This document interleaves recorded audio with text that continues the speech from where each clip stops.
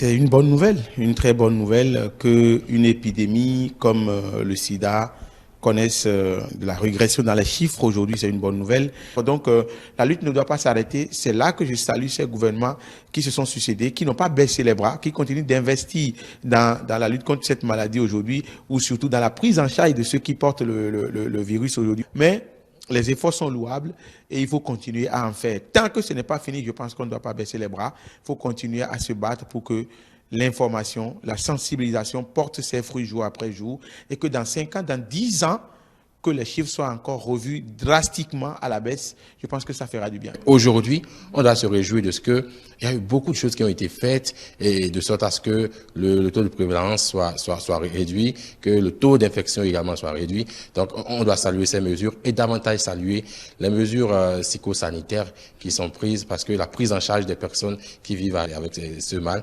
Et aujourd'hui, on se demande si le mal existe. Cela nous amène à avoir deux revers de la situation. Le premier, c'est déjà que, attention, ça veut dire que d'une façon ou d'une autre, des efforts sont faits pour minimiser un peu les risques, minimiser également un peu l'ampleur de la maladie sur la population. Mais la deuxième chose également, qui n'est pas forcément négative, c'est que, attention, d'aucuns pourraient penser que on peut baisser la garde parce qu'on n'en parle plus. Ça veut forcément dire que peut-être que le mal n'est plus si incisif que ça.